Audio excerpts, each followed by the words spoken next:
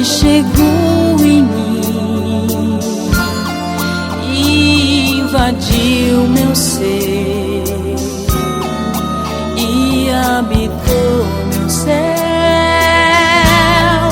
me iluminou.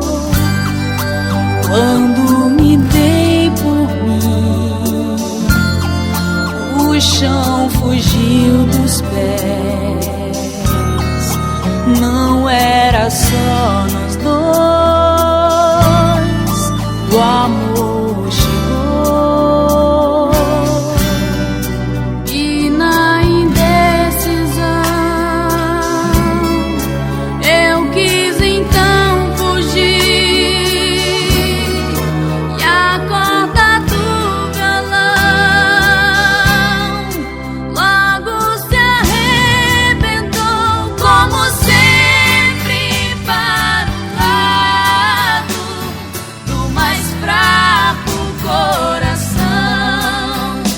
Eu estou apaixonada sem saber porquê.